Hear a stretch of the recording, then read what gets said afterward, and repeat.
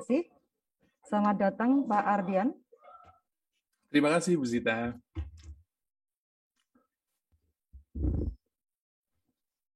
Baik, silahkan dipersilahkan Bapak Ardian untuk sesi yang kedua ini. Semoga kita sudah lebih segar atau malah lebih panas ya, karena tadi sangat menginspirasi sekali rupanya workshop ini. Di sesi kedua ini Bapak Ardian akan menyampaikan tentang how to write a manuscript for international journal. Dipersilahkan Bapak.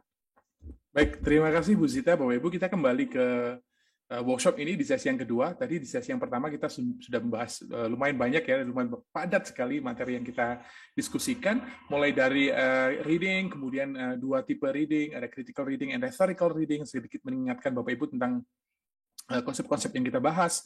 Kemudian di dalamnya juga ada strategy for reading, gitu ya, strategi untuk membaca, kemudian bagaimana menyimpannya dalam sebuah database menggunakan Evernote. Kemudian kita juga sudah mencoba, meskipun belum sempat praktek gitu ya, sendiri belum sempat, ada academic, Microsoft Academic, kemudian ada Crossref, kemudian ada Quillbot.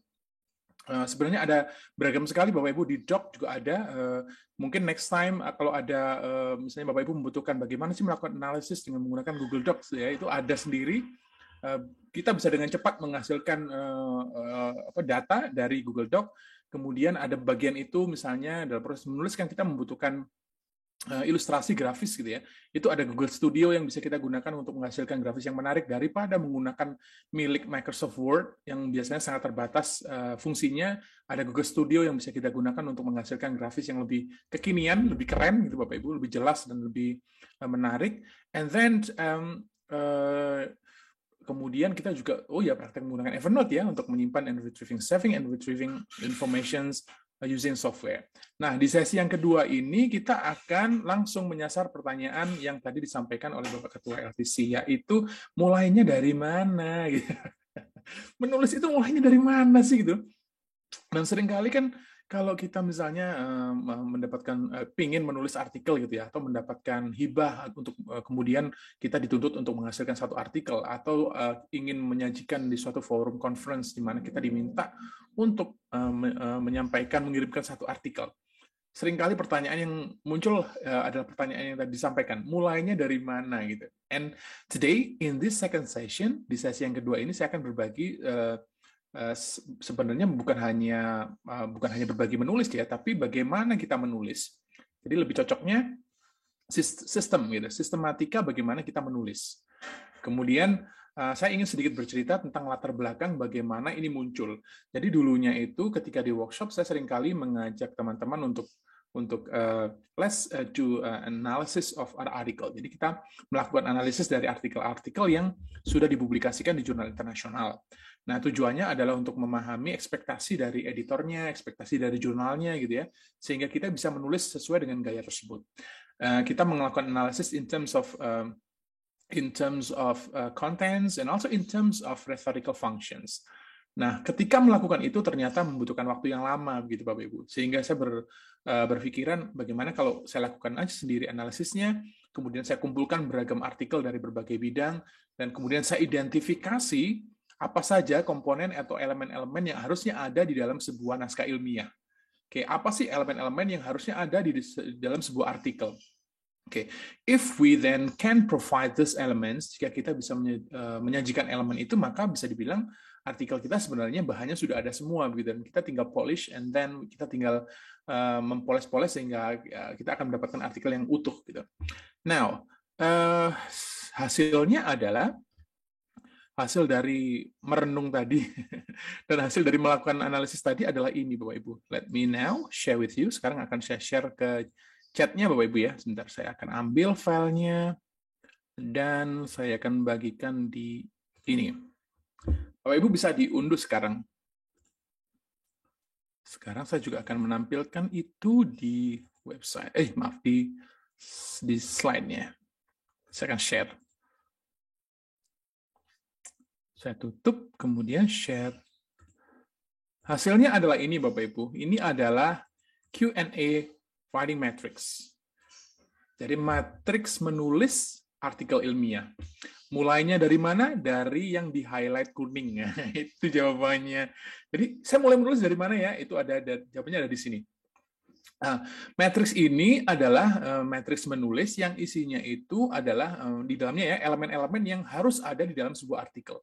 Dan sengaja saya ubah menjadi pertanyaan-pertanyaan supaya Bapak Ibu mudah ketika mengisi kolom-kolom yang ada di sebelah kanan. Jadi your answers to the questions. Jadi gampangnya begini, Bapak Ibu tinggal mengisi saja kolom yang sebelah kanan kosong itu dan menjawab pertanyaan-pertanyaan yang ada di sebelah kiri. Jika sudah terisi semua, maka itu akan jadi satu artikel. Gampang deh. Okay, so you just need to answer the questions. Nah, yang ingin saya jelaskan, yang ingin saya bagi pada pagi hari ini adalah alurnya, bagaimana kita bisa menggunakan matriks ini untuk membantu kita menghasilkan satu tulisan atau satu manuskrip, satu artikel yang sesuai dengan bidang kita masing-masing, gitu ya. Nah, urutannya dari mana gitu. Jadi kalau Bapak Ibu perhatikan urutannya ini berbeda Bapak Ibu. Dari 5, introduction justru 5 ya. Introduction itu terakhir. Nomor pertama kita mulainya dari highlight kuning. So start from this point. Kita mulai dari yellow highlight here. Oke, nanti akan kita bahas dengan menggunakan slide. Kita mulai dari 1.118. Yellow highlight. The first thing that we have to formulate, the first thing that we have to write is the objective. Adalah tujuan dari artikel ini. Yang pertama kali harus kita tulis, Bapak Ibu. Nah, sering kan kita, mungkin mahasiswa kita sering datang kemudian, Pak, ini judul saya, bagaimana menurut Bapak tentang judul penelitian saya? Kalau ada mahasiswa yang membawa judul ke saya sering kali bertanya, judulnya itu terakhir aja deh. Sebenarnya yang ingin saya tahu, tujuannya apa? Penelitiannya itu maunya apa? Gitu. What do you want to do? Oke, apa sih yang ingin kamu lakukan melalui penelitian itu jauh lebih penting daripada judulnya. Karena bisa jadi kamu tahu judulnya, tapi nggak tahu apa yang akan dilakukan. Gitu. Jadi, it's more important to know the objective. Sehingga hal pertama yang harus kita tuliskan ketika kita ingin menulis sebuah naskah ilmiah, artikel, manuskrip, untuk jurnal internasional, adalah menuliskan tujuannya dulu. If you know exactly and you can write the objective, then you are clear about what you are going to do. Kalau kemudian kita bisa menuliskan itu dan tahu tujuannya, baru that's the starting point, itu titik awalnya. Jadi langkah pertama adalah tuliskan tujuannya. Bapak Ibu tinggal menjawab ya. So, what is the primary objective of the article? To write here. Tuliskan saja misalnya, this article aims to discuss something, aims to present repost on something, atau this research aims to Okay? Baru kemudian langkah yang pertama adalah methodology. Nanti akan kita bahas selanjutnya. Langkah pertama adalah metodologi. 1, ada 34 pertanyaan, banyak ya, 34 pertanyaan, kemudian baru langkah kedua adalah bagian results, ketiga adalah discussion, keempat conclusions, baru terakhir kita membuat introduction. Introduction itu terakhir, kenapa? Karena biasanya kalau kita langsung membuat versi final introduction ketika kita sering ya mulai menulis itu dari introduction ya, dan akhirnya ketika kita sampai pada conclusion, kita tidak mau lagi mengubah introduction itu. Dan itu membuat introduction menjadi nggak nyambung dengan discussion. Tapi kalau kita melakukan langkah yang semacam ini, introduction-nya kita tuliskan belakangan, kita tuliskan dulu tujuannya apa, kita ceritakan metodologinya seperti apa, results and discussion kita sajikan, conclusion-nya sudah ada, kemudian karena sudah paham dengan keseluruhan itu, kemudian kita tinggal mengambil konsep-konsep yang kita letakkan di discussion, kita ambil previous studies-nya, kita ambil teori-teori yang kita gunakan untuk membahas itu, kita tarik ke introduction, kita bahas sebagai bahan untuk introduction, maka introduction kita akan highly relevant to the discussion. Introduction kita akan sangat nyambung dengan diskusi yang kita sajikan di dalam artikelnya. Ini yang membuat the relevance ensuring the high relevance of between introduction and discussion. Nah, Bapak Ibu pasti seringkali menemukan begitu ya, artikel ini introduction-nya apa, diskusinya apa, kesimpulannya apa, nggak nyambung.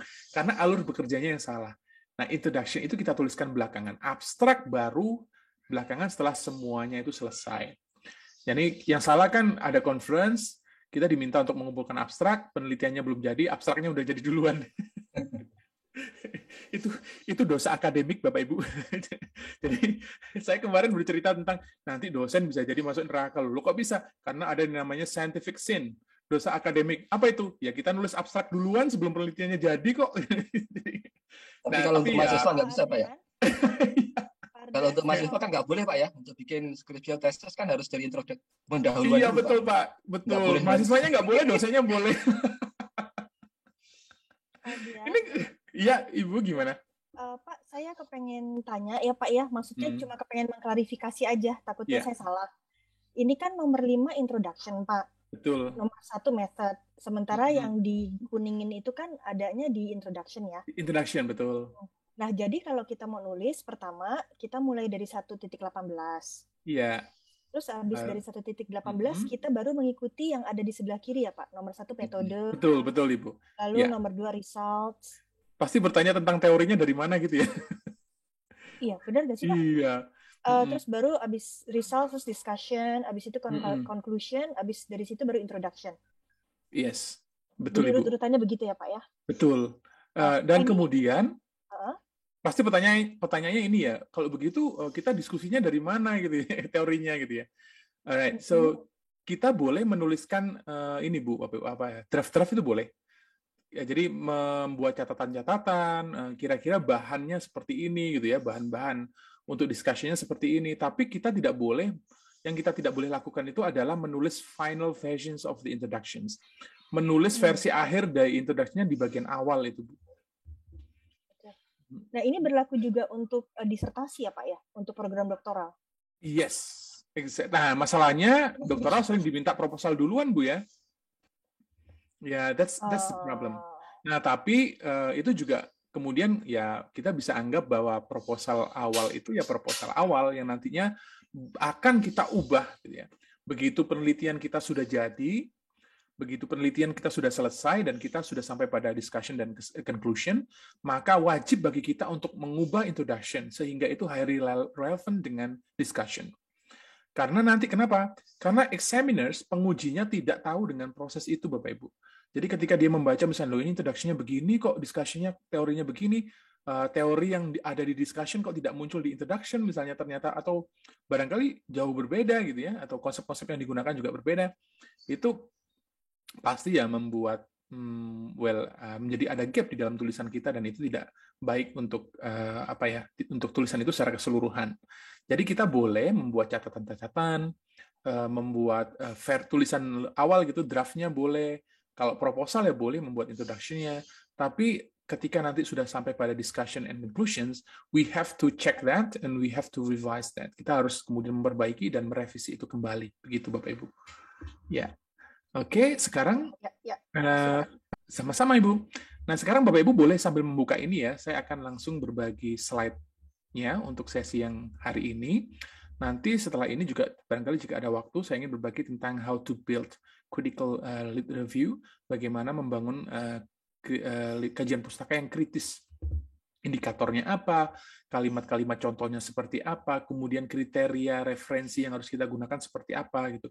Bahkan sampai dengan menggunakan kalimat yang author prominent, kemudian kalimat yang information prominent, itu seperti apa sih menggunakannya? Kan kita tidak boleh ya sembarangan meletakkan misalnya according to Ardian, Ardian itu sopo gitu. Kan nggak boleh gitu, karena ketika kita author prominent itu artinya kita memunculkan authornya. Hanya figur besar yang boleh kita letakkan di depan. Misalnya according to Chomsky itu boleh. Karena Chomsky adalah figur besar dan itu penghormatan kita letakkan di depan. Tapi kalau according to Ardian, teori ini adalah Ardian itu sopo gitu. Siapa Ardian ini gitu.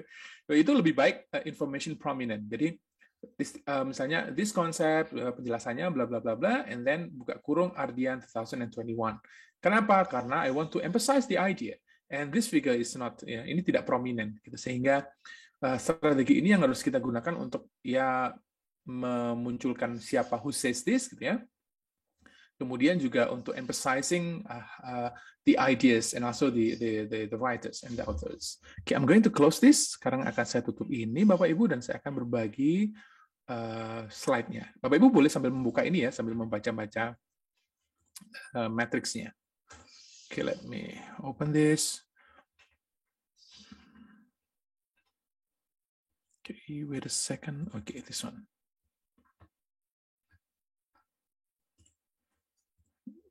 Right. Wait a second. Share. Okay, so in this second session, temanya adalah improving the manuscript. Jadi, right, so writing and improving the manuscript. Dan matriks ini bisa digunakan untuk dua hal, Bapak Ibu. Untuk menulis dari awal, begitu ya, memulai menulis dari awal. Jadi sama sekali kita belum mempunyai, we don't have anything with us, okay, starting from the scratch, mulai dari nol, atau for improving the manuscript, atau untuk mengevaluasi naskah kita dan kita ingin meningkatkan kualitasnya. Ya, jadi untuk kemudian sebagai checklist gitu ya, apakah saya sudah menuliskan ini, apakah di dalam artikel saya ini saya sudah menyajikan bagian ini. Kemarin di kampus lain saya gunakan matriks ini. Saya minta dosen-dosen untuk, oke, Bapak Ibu coba evaluasi artikel yang sudah ada. Jadi mereka sudah mempunyai banyak artikel, tapi kemudian ingin improving the quality. Saya sampaikan bahwa use this as a checklist, as a guideline untuk mengevaluasi. Ternyata setelah dicek semua banyak bolongnya, ketahuan. Oh, ternyata saya belum menyajikan ini, belum jadi ketahuan. Jadi dengan menggunakan matriks ini kita bisa memastikan bahwa everything is there. Okay, every element that should be there is there. Okay, so writing and improving the manuscript. So Bapak Ibu bisa open the Q&A matrix, membuka matriksnya sambil mengikuti presentasi ini. But first, I would like to talk about scientific discussions. Nah, sekarang saya ingin sedikit menyinggung tentang scientific discussions dan apa perlunya kita memahami scientific discussions as part of the discourse sebagai bagian dari diskursus akademik. Seringkali yang ada di kepala kita ketika menulis itu adalah proses yang sendirian gitu ya.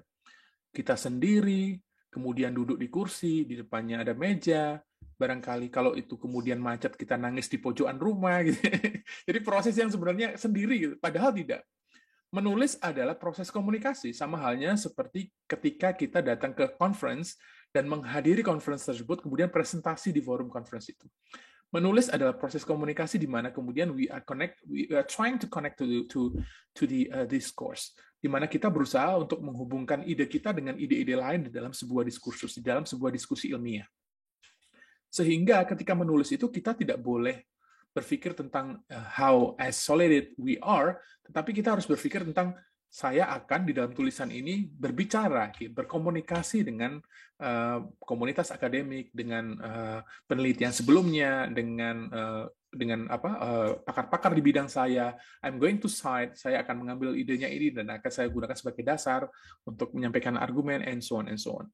And therefore, for that reasons, karena alasan tersebut, kita perlu tahu, we need to know ketika menulis ya, atau bahkan sebelum menulis, perlu untuk mengidentifikasi what are topics in a specific field. Sengaja saya berikan gambar itu ada beberapa orang yang sedang nongkrong dengan membawa gelas kopi gitu ya. Saya sering mengandaikan bahwa sebenarnya menulis artikel itu seperti ikut di dalam komunitas yang sedang nongkrong-nongkrong di warung kopi gitu Bapak Ibu. Sama seperti conference ya, sebuah conference itu ya komunitas akademik yang kumpul di satu tempat, makan siang rame-rame, dan kemudian ngobrol tentang satu topik yang mereka suka, yang relevan. Nah, Bapak Ibu bisa membayangkan kalau misalnya kita menulis sebuah artikel dan artikel itu misalnya temanya, topiknya tidak nyambung dengan jurnal tersebut. Oke, jurnal tujuan, tentu saja pasti ditolak. Kita misalkan mengumpulkan satu manuskrip, we send it to a specific journal and the topic is not relevant to that journal, then pasti di-reject. Pasti ditolak. Jadi mengetahui topik yang relevan dan sedang kekinian dibahas di suatu wilayah, di suatu area, di suatu jurnal itu menjadi sangat penting sekali karena itu akan meningkatkan the probability of our article getting accepted supaya bisa diterima di situ gitu ya. Kemudian yang tidak kalah pentingnya adalah what is the level of discussions.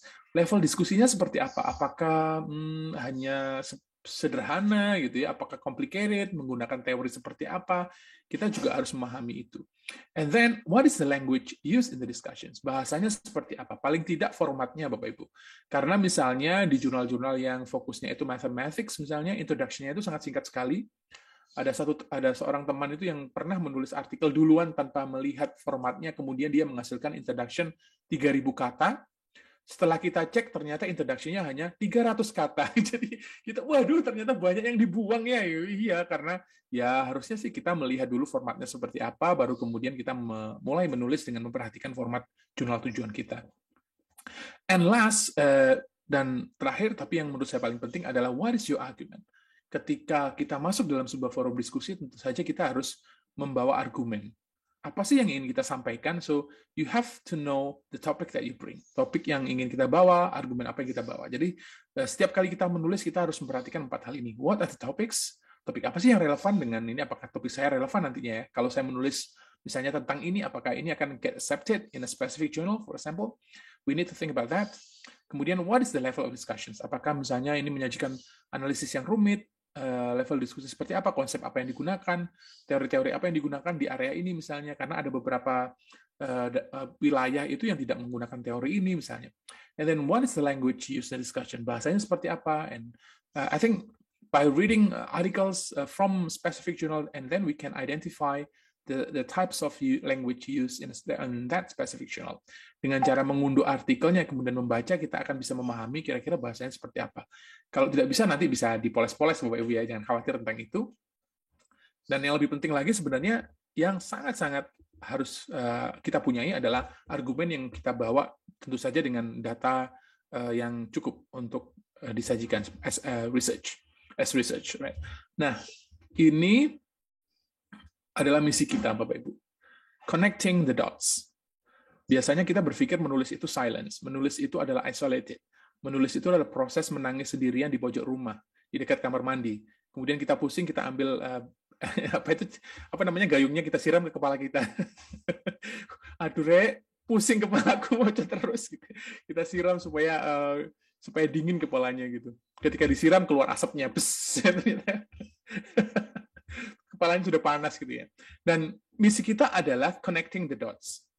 Bahwa ketika menulis, kita itu sebenarnya sedang berusaha untuk menghubungkan ide kita dengan ide orang lain. Menggunakan argumen yang disajikan oleh penulis lain sebagai pijakan untuk menghasilkan sesuatu yang baru. Makanya kita tidak lepas dari proses membaca. Read more, and write more. Nah, yang latihan sederhana yang biasanya sering saya lakukan, Bapak Ibu, adalah membaca singkat ya, tidak harus panjang, tidak harus artikel panjang. Membaca singkat, kemudian reflective, think and reflect, berpikir dan kemudian merefleksikan apa yang saya baca, kemudian I'm thinking about what can I say about this? Apa sih yang bisa saya sampaikan dari apa yang sudah saya baca? And then I personalize it. Dan kemudian saya mempersonalisasi ide yang saya baca tadi. Kemudian saya tuliskan kembali menjadi tulisan singkat gitu ya. Tidak harus panjang, tidak harus akademik. Dan itu saya lakukan berulang-ulang sehingga saya terlatih dengan mempunyai kebiasaan untuk being reflective. Nanti Bapak Ibu boleh coba ya. Baca satu topik atau satu informasi singkat, satu data singkat, kemudian think about that and give your opinion. Berikan opini Bapak Ibu, baru tuliskan. Latihan semacam itu akan membuat kita menjadi kritis. Jadi membuat kita menjadi terbiasa untuk read, think and reflect, and then write. Read, think and reflect, and write. Read, think and reflect and write. Jadi nggak berhenti membacanya. Membacanya tidak hanya sekedar membaca, wes hilang gitu saja, nggak. Membaca, berpikir, dan merefleksikan, menulis. Nah, semua tulisan saya itu akhirnya saya letakkan di ardian.id itu, Bapak Ibu, itu tulisan-tulisan yang sebenarnya buat latihan untuk reflecting tadi. Membaca, and then I reflect, and then I write something. I personalize it. Jadi idenya itu menjadi milik saya karena saya berikan argumen di situ. Right, so next. Untuk menghubungkan ini, Bapak Ibu, supaya tulisan kita dan ide kita di dalam sebuah artikel itu terhubung ke diskurs yang ada, terhubung ke penelitian-penelitian yang lain, gitu ya, ke diskursus, ke discussion yang sedang terjadi, we need to pay attention to two things. Kita perlu untuk memperhatikan dua hal, engagement and delivery. Jadi bagaimana kemudian kita engage dengan artikel-artikel yang lain, penelitian yang lain, and then delivery. Ada penelitian yang misalnya artikel yang sulit diterima oleh jurnal. Karena biasanya salah satu alasannya adalah engagement-nya rendah. Jadi nggak nyambung, topiknya nggak nyambung, diskusinya dia tidak misalnya hanya mengutip jurnal nasional gitu ya, sehingga dia tidak mengutip teman-temannya geng-geng internasional ini. Gitu. Permasalahannya seringkali muncul itu ketika saya bekerja sebagai editor, yang saya lakukan adalah saya membaca saja itu list of references, misalnya, wih ini mau dikirim ke jurnal Q1, ke jurnal internasional. Tapi yang dikutip kok nasional semua. Ini kayak mau masuk ke panggungnya Britney Spears gitu, ke panggung internasional, tapi dia nggak kenal siapapun di situ gitu. Akhirnya ya nggak gaul dong. Ini adalah kemudian saya bilang ini adalah manuskrip yang tidak gaul internationally. Jadi manuskrip yang sebenarnya nggak nyambung gitu. Sehingga dari list of references saja, Bapak Ibu, kita bisa mengevaluasi apakah manuskrip yang kita tulis itu gaul gitu ya, gaul dalam tanda kutip ya, gaul dan bergaul punya teman-teman internasional di komunitas yang akan kita tuju. Mudahnya kalau kita ingin diterima di sebuah komunitas yang Q1 levelnya, maka kita harus mengutip Q1, menggunakan diskursus yang ada di Q1, membaca artikel yang ada di situ, bahannya dari situ. Tidak boleh misalnya ingin menulis artikel dengan kualitas Q1, Q2, membacanya adalah Harry Potter. Bukan berarti membaca nggak boleh ya, bukan berarti membaca novel itu nggak boleh, tapi itu bukan bahan bagi kita untuk menulis. Oke, so kalau kita ingin menulis ya tentu saja bahannya harus baik. Alright, so I'm going to go to the next slide. Wait a second. Okay, next. Ini sudah kita bahas tadi bahwa sebenarnya scientific articles report on completed research or critical reviews, and then scientific articles are controlled by an objective. Semua naskah ilmiah, artikel-artikel ilmiah itu selalu dikontrol oleh sebuah tujuan, which should be addressed by an argument, yang kemudian harus dijawab argumennya di dalam kesimpulan gitu ya, based on critical discussions of empirical findings or critical reviews of articles, yang berbasis pada diskusi kritis dari temuan-temuan empiris gitu ya, atau critical reviews of article. Sehingga menulis, mengevaluasi, improvement of scientific articles should start from the objective. Harus bermula dari sini tujuannya. Bapak Ibu, kalau saya melakukan peer review gitu ya, sedang mereview artikel di sebuah jurnal, mendapatkan tugas untuk melakukan itu, yang saya cari adalah tujuannya. Apa sih tujuan hidup dari penulisnya ini? Kalau itu nggak saya temukan, saya malas membaca, gak jelas gitu. Sehingga proses review itu jadi lebih cepat dan efisien. Apa sih tujuannya artikelnya ini? Oke, saya akan langsung kesimpulan. Saya cari kesimpulannya apa? Menjawab nggak dengan ketujuannya? Nggak nyambung, nggak perlu diterusin gitu. Oke, ternyata misalnya kesimpulannya menjawab tujuannya, tercapai. Oke, baru saya akan membaca metodologinya. Saya akan membaca metodologi bagaimana itu dilakukan. Metodologi oke, baru saya akan membaca result and discussion. Metodologi tidak oke, maka barangkali kita harus bertanya tentang kualitas datanya. Kualitas data oke, kita harus bertanya tentang discussion-nya, apakah teori yang digunakan tepat. Penelitiannya update gitu ya. Kemudian konsep-konsep yang digunakan untuk membingkai menjelaskan itu sesuai. Baru setelah itu selesai, saya akan membaca introduction. Apakah introduction-nya nyambung atau enggak gitu. Baru kemudian title and detail things. Jadi langkah-langkah semacam itu bermula dari tujuannya. Right, so let's start with the objective. Mari kita mulai dengan objektifnya. Bapak Ibu bisa membuka yang 1.118. Sekarang kita akan membahas beberapa hal penting yang perlu kita perhatikan. First, prestigious journals present high-level scientific discussions. Kita perlu memahami bahwa jurnal-jurnal yang prestigious dengan ranking yang tinggi itu, Bapak Ibu ya, Q1, Q2 dengan World of Science, dengan indeks-indeks yang beragam itu, prestigious journals present high-level scientific discussions. Mereka menyajikan diskusi ilmiah yang high level. Therefore, to be published in those prestigious journals, your manuscript should present high-level scientific discussions. Supaya kita bisa dipublikasikan di situ, tentu saja manuskrip kita harus menyajikan high-level scientific discussions. The question is, pertanyaan selanjutnya adalah, apa sih tandanya kita atau manuskrip kita sudah menyajikan high-level scientific discussions? Setidaknya ada 3, Bapak Ibu. Jadi yang pertama, ini high-level scientific discussions are indicated by at least setidaknya 1. High-level engagement. Engagement-nya high level. Teman-temannya kekinian gitu ya. Mudahnya gampangnya gitu sih. Jadi konco-konconya ini kekinian. Yang bisa ditunjukkan dengan current references from prestigious journals as the framework. Sehingga, waduh, kok ternyata referensi saya lama-lama semua ya. Itu referensi yang saya gunakan ketika saya dulu studi S2 gitu ya. Oke, ganti semuanya kalau gitu. Kita cari teman-teman yang lebih kekinian. Teman-temannya itu sudah outdated. Sudah expired. So, kita ganti dengan yang kekinian, lebih baru, high level engagement. Kemudian yang kedua adalah high level or robust methodology. Gunakan metodologi yang high level juga robust, including analysis.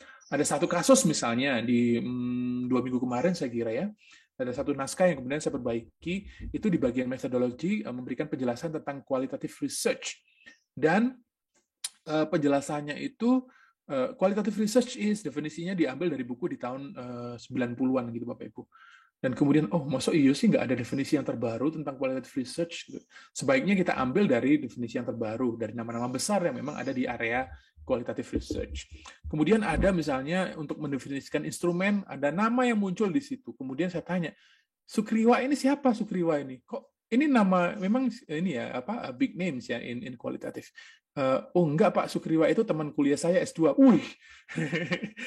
Saya menghargai pertemanan Bapak, tapi tidak boleh kita menggunakan ini apa ya referensi dari ya, seperti itu gitu, dari pertemanan, tapi kita harus mengambil big names supaya ini menjadi high level dan menjadi robust, menjadi kuat metodologi kita. And last is the use of appropriate language. Nanti akan saya tunjukkan resources yang Bapak Ibu bisa gunakan untuk mengisi kolom-kolom yang kosong itu Bapak Ibu. Bahasanya seperti apa ya, nanti akan ada contoh-contohnya. Right, barangkali Bapak Ibu sekarang berada di satu dari situasi ini. Satu dari dua ini. Satu, I haven't done any research or critical reviews, therefore I don't have a manuscript. Saat ini saya belum melakukan research dan tidak melakukan penelitian dan barangkali critical review sehingga saya tidak punya manuskrip sama sekali. Atau yang kedua, I have conducted research or a critical review, but my research or critical review has not been framed by high-level scientific discussions. Saya sudah melakukan penelitian, sudah ada bahannya, sudah ada critical review, tapi penelitian saya belum dibingkai dengan high-level scientific discussion yang tadi kita bahas. Sehingga kita perlu untuk updating, mengambil referensi yang terbaru, menambahkan itu ya. Di dalam klinik kita juga seringkali melakukan itu. Dulu waktu masih offline Bapak Ibu prakteknya lama seharian. jadi bukan hanya 2 jam, jadi ada workshopnya, kemudian dalam 1 hari itu kita memperbaiki introduction, kita memperbaiki methodology, semuanya praktek mencari referensi terbaru, langsung metodologinya langsung di-upgrade semuanya, referensi teori-teori yang lama dibuang, kemudian diganti, di-upgrade, kemudian kalimat-kalimat yang sekiranya kurang jelas gitu ya, kurang concise, itu kita ganti semua, sehingga at the end of the workshop, akhir dari workshop itu kita menghasilkan satu manuskrip yang utuh dan tinggal poles-poles sih, tidak siap sih, belum siap untuk submission karena masih harus dipoles, tapi it's almost ready. Itu hampir gitu, dan semuanya komplit, semuanya lengkap. Tinggal barangkali terlalu malas, tinggal sewa editor aja untuk poles, sudah selesai gitu. Right. So now how to position the manuscript in high-level scientific discussions. Bagaimana kita bisa upgrading tadi? Of course, it's easier to write from the scratch. Tentu saja akan lebih mudah jika kita memulainya dari awal ya, sehingga kita misalnya bisa langsung berpikir tentang, oke, saya akan menggunakan Q&A matrix. Oke, saya akan mulai dari tujuannya. Saya akan cari referensi-referensi yang terbaru. Referensi-referensi dari jurnal internasional, for example, yang bereputasi. Tapi barangkali ada juga teman-teman yang kemudian sudah mempunyai manuskripnya. Sehingga the question is, we need to improve this. And we will then, yang harus Bapak Ibu lakukan, ketika sudah manuskripnya atau mulai menulis juga boleh, 2 steps. We have to make sure that kita harus memastikan bahwa kita selalu mengutip artikel dari jurnal-jurnal yang bereputasi. Gitu ya. To connect the manuscript to high-level scientific discussions. Supaya manuskrip kita itu terhubung ke high-level scientific discussions. Berteman dengan high-level tadi, ya, high-level research, kemudian kita mendapatkan perhatian dari peneliti-peneliti lain, ya. And of course, to strengthen the manuscript framework. Dan tentu saja untuk meningkatkan, menguatkan kerangka atau framework dari manuskrip kita. And that means improving engagement. Nah, itu artinya berarti kita meningkatkan engagement juga. Kemudian tentu saja using appropriate language. Kita harus memastikan bahasanya itu sesuai dengan discourse yang memang memerlukan bahasa itu. Right. Nah, Bapak Ibu kalau membaca di bagian bawah ada each 15 minutes gitu ya. Ini adalah prakteknya biasanya. Kalau offline, ini ada applied all sections of the manuscript each 15 minutes. Jadi biasanya kita melakukan prakteknya setiap section itu 15 menit. Ada juga yang extended sampai 30 menit untuk memeriksa apakah itu oke atau tidak. Right, so let's start from the first one. Tadi kita cara mulainya begitu Bapak Ibu ya. Mulai dari 1.118. Kita tuliskan tujuannya. Baru kemudian Bapak Ibu boleh menuliskan bagian yang pertama, step 1, improve the methodology. Bapak Ibu boleh menuliskan bagian metodologinya. Use the Q&A guide and then remember this principle. Prinsipnya ketika kita menulis bagian metodologi adalah replicability. You have to make this very clear so that others can replicate the research. Bapak Ibu boleh dan wajib menuliskan ini sejelas mungkin sehingga orang lain ketika membaca bagian ini bisa melakukan hal yang sama. Improve the robustness. Jangan lupa untuk mengambil referensi terbaru gitu ya dari jurnal-jurnal yang bereputasi. Okay, so remember this point. So in stage 1 di bagian methodology ini ada 34 pertanyaan yang harus diisi Bapak Ibu. And how to use this? Nah, yang harus dipastikan adalah ketika mengisi kolom yang kosong di bagian sebelah kanan itu ya Bapak Ibu, your answers, Bapak Ibu harus menuliskan itu dalam kalimat yang penuh. Oke, kalimat penuh. Why? Because at the end, if you have completed all parts, nanti ketika semuanya itu sudah terisi penuh, semua bagian dari kolom mulai bagian 1, 2, 3, 4, 5 sampai introduction, Bapak Ibu tinggal menarik semua, tinggal mengekstrak tulisan-tulisan itu, kalimat-kalimatnya ya, kemudian dijadikan satu, itu akan menjadi draft manuskrip yang rough draft. Tinggal mempoles-poles saja. Tapi kalau misalnya kemarin ada yang praktek dan kemudian hanya mengisi poin-poin saja gitu ya, misalnya explain the participants, write about the participants, dia cuma menuliskan students gitu saja. Kalau diekstrak ya tetap aja jadi catatan gitu ya, tidak akan menjadi suatu paragraf yang utuh. Sehingga wajib bagi kita ketika mengisi harus menuliskan kalimat-kalimat yang penuh, kalimat yang kita isikan, bukan points, bukan sekedar data kita letakkan, enggak. Jadi kalimat-kalimat penuh yang nantinya ketika sudah selesai kita tinggal tarik dan itu we can extract that and we have a manuscript, kan? Kita kemudian bisa mempunyai manuskrip yang utuh. Okay, now let's get to, ada 34 pertanyaan di bagian methodology, Bapak Ibu. Tinggal diisi saja. Okay, and then di step yang kedua ada results section, yang biasanya juga ada yang sendirian, terpisah gitu ya. Ada results sendirian, ada results and discussion. Tapi prinsipnya di bagian result ini adalah organize the results and findings.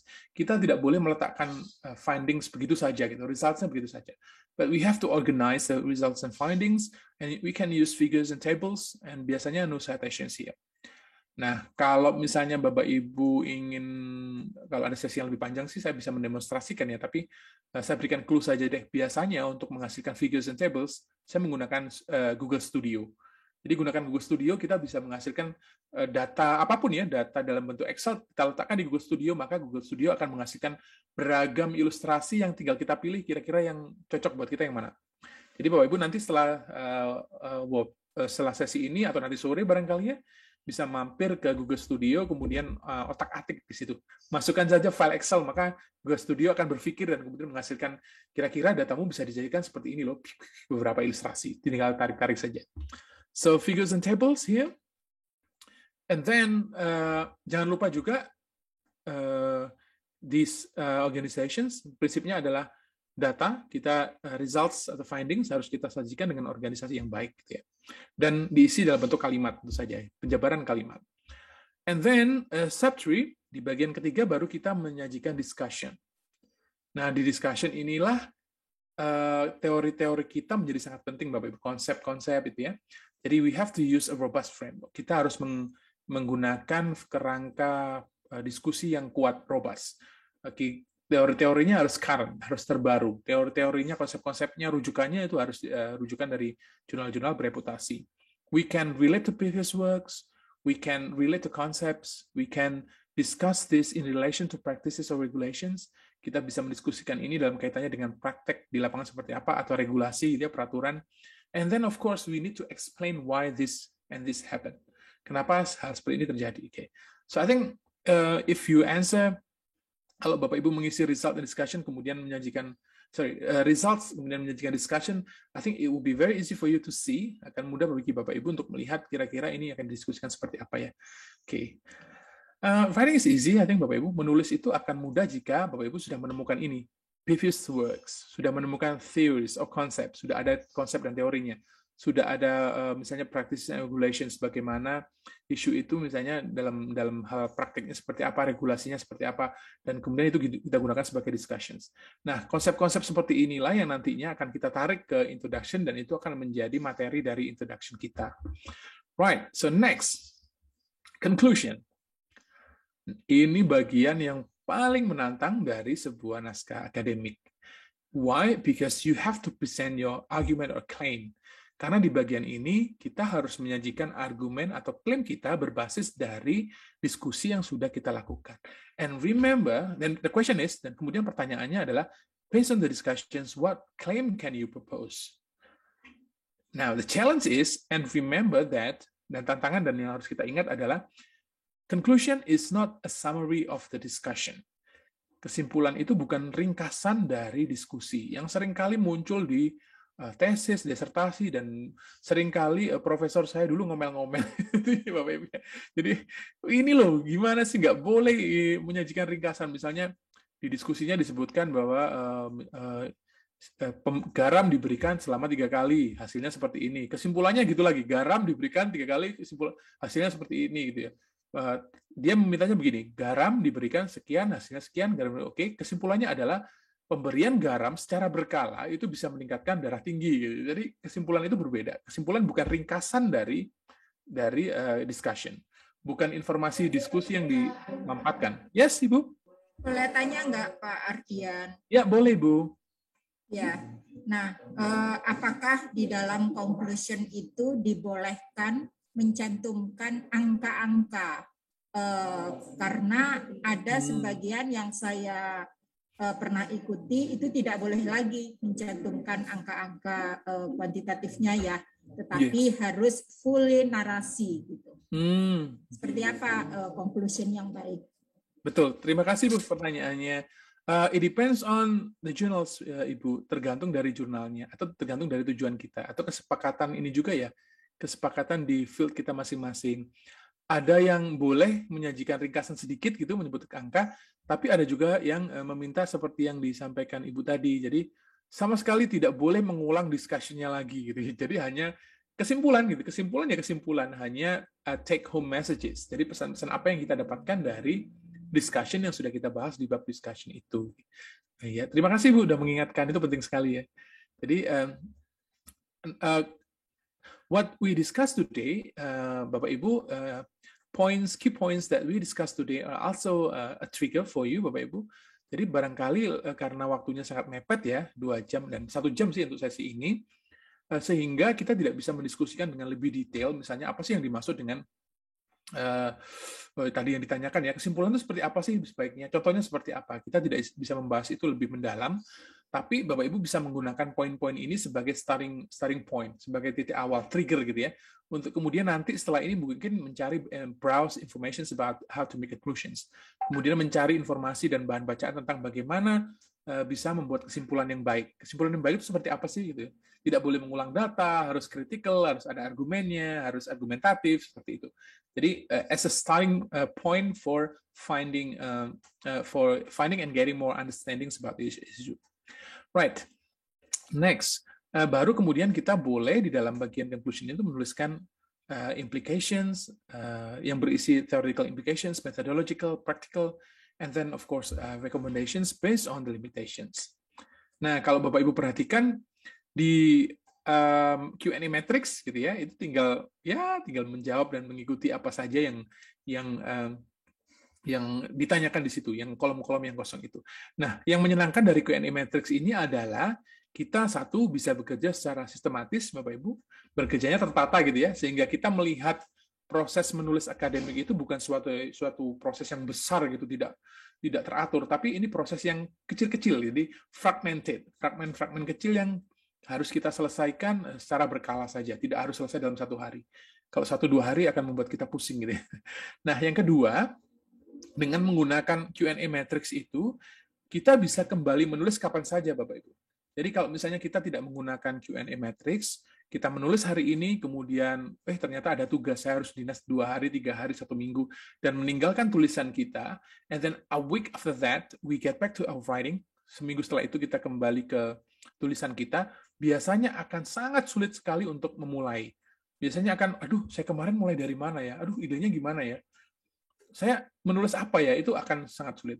Tapi kalau kita menggunakan Q&A matrix, kita akan langsung melihat ini yang bolong yang mana ya gitu. Yang bolong mana, kemudian yang saya bisa isi yang mana, and you can start from the easiest ones. Bapak Ibu bisa memulai dari yang paling gampang dan paling bisa dikerjakan untuk saat itu. Sehingga menulisnya itu nggak terhenti gitu ya. Menulisnya nggak berhenti dan mood menulisnya bisa terjaga, menulisnya sistematis, dan kemudian kita bisa kembali kapan saja, dan kita tahu harus menyelesaikan apa di dalam manuskrip kita. Dan selalu bisa kita simpan. Kita menulis berapapun itu selalu ada dan kita simpan. We can do that anytime. Right, so last. Nah, bagian terakhir baru introduction. setelah discussion selesai, baru kita berpikir tentang introductions. And introduction is about the story. Introduction is about making a story for your data. Introduction itu kan membuat cerita untuk penelitian kita gitu ya. Bercerita tentang data, bercerita tentang kesimpulannya. Gitu. So we make a story. The way I do this, cara yang saya biasanya gunakan adalah saya menggunakan tujuan itu sebagai dasar untuk membuat ceritanya, Bapak Ibu. Jadi tujuan penelitian saya apa, itu saya ambil, kemudian later I will show you, sekarang saya akan tunjukkan Bapak Ibu ya, alurnya seperti apa dan bagaimana saya membuat cerita dari, wait a second, dari tujuan saya. Right, so writing, ini contohnya bagaimana menulis. Okay. Right, so this is how I write the story in 5 steps. Ini bagaimana saya menulis cerita, membuat introduction dalam 5 langkah saja. Yang pertama adalah saya menuliskan kembali tujuan saya, gitu Bapak Ibu. Jadi tujuan saya misalnya, this research aims to explore and identify students' specific difficulties in translation learning. Karena saya mengajar translation untuk scientific documents. Di mata kuliah beberapa tahun terakhir ini saya mengajar bagaimana menerjemahkan dokumen-dokumen ilmiah gitu Bapak Ibu ya. Dan saya mengidentifikasi apa sih yang dialami oleh mahasiswa ketika belajar menerjemahkan dokumen semacam itu. So the aim is this research aims to explore and identify students' perceived difficulties in translation learning. Dari tujuan ini yang saya lakukan adalah, langkah pertama, saya identifikasi kata-kata kunci penting dari tujuan saya. Okay, so from here, dari sini saya mendapatkan students, and then difficulties, perceived difficulties, and then translation learning. 3 kata kunci dari tujuan saya, sehingga saya harus membahas itu di dalam introduction. Nah, yang kedua, untuk memberikan konteks yang lebih besar, untuk memperkenalkan isunya yang spesifik tadi ya, tujuannya kan sangat spesifik Bapak Ibu. Nah, untuk menyajikan konteks yang lebih besar, saya kemudian mencari kata-kata yang lebih umum yang terkait dengan kata kunci yang tadi. Jadi kata kunci saya yang pertama di tahapan pertama adalah students, perceived difficulties, and then translation learning. Nah, di tahapan yang kedua ini saya tuliskan kata-kata yang lebih umum, misalnya students' perceptions, and then experience, difficulties, types of difficulties, and translation. Jadi kalau Bapak Ibu kesulitan untuk mencari konsep ini, Bapak Ibu bisa menggunakan Microsoft Academic yang tadi untuk mencari kira-kira what is the story, what are the concepts, gitu ya. Oke, berikutnya baru kita susun di langkah ketiga, kita susun kata kunci tadi from general to specific. Kita susun dari general to specific. Jadi misalnya translation, translation learning, difficulties, types of difficulties, experience in learning, and students' perceptions. Saya susun begitu ya. And then, wait a second. Ada yang bocor sebentar suaranya. Wait a second. Alright, thank you. Right, and then baru berikutnya di langkah yang keempat, Bapak Ibu, yang harus kita lakukan adalah menuliskan kalimat claim, okay, untuk masing-masing kata kunci tersebut. Nah, kita juga bisa menyajikan data, fakta, definisi, descriptions, bisa menggunakan rujukan various theoretical functions ya. Nah, Bapak Ibu perhatikan di sini. Untuk kata kuncinya sudah saya susun ya, translation, translation learning, dari general to specific. Kemudian masing-masing saya tuliskan satu kalimat, satu claim. Translation is a complex process. Jadi ini pendapat saya. Translation is a complex process. Because this relates to, ini terkait dengan languages, culture, psychological aspects. Kemudian saya sajikan data dan fakta dari previous research and definitions. Kenapa? Saya tinggal mencari kenapa translation itu kompleks. Gitu ya. Saya tinggal mencari itu. Nanti akan saya tunjukkan bagaimana itu dengan mudah saya dapatkan. Right. Kemudian translation learning. Untuk translation learning, saya tuliskan kalimat reflecting the complexity of translation. The learning of translation is not a simple process. Bahwa translation learning itu sama seperti translation ya rumit juga gitu karena students have to learn languages, different cultures, ada psychological factors. Kemudian saya sajikan data, fakta, facts from previous research and concepts and theories and so on and so on. Saya gunakan Microsoft Academic untuk mencari itu. And then difficulties. Due to the complexity, students face difficulties in learning. Saya sajikan data yang sama. Kemudian untuk types of difficulties, saya tuliskan kalimat semacam ini. Depending on the context or other factors, students face various difficulties. Baru saya sajikan data tentang beragam kesulitan yang dihadapi oleh mahasiswa misalnya. Tinggal saya cari datanya. And experience in learning, saya tuliskan kalimat students' experience in learning is an important part of learning because it contributes to the achievement of learning objectives. Kemudian saya sajikan data, informasi, saya tinggal mencari itu ya, kata kuncinya. And then student perception as part of students' experience and so on, so on. Saya tuliskan. Therefore, baru saya sajikan tujuannya lagi. Therefore, this research aims to explore and identify students' specific difficulty in intellectual learning. Nah, kalau Bapak Ibu perhatikan, sebenarnya ini sudah menjadi satu introduction yang runtut, Bapak Ibu. Jadi kalau dibaca ya, translation is a complex process because it involves language, culture, psychology, and so on and so on. And translation learning, reflecting the complexity of translation, the learning of translation is not simple. Okay, because it involves the kemudian in the process of in this learning, students face various difficulties, and the types of difficulties students face various difficulties depending on the context or other factors. Students' experience, therefore, is an important part of learning because it contributes to the achievement of learning objectives. And as part of student experience, their perceptions are important. And identifying perceived difficulties might help them in learning and help teachers design appropriate learning materials and activities and improve the experience of learning. And therefore, this research aims to explore and identify students' difficulties and translation learning. Jadi satu introduction Bapak Ibu ya, ajaib ya. Oke.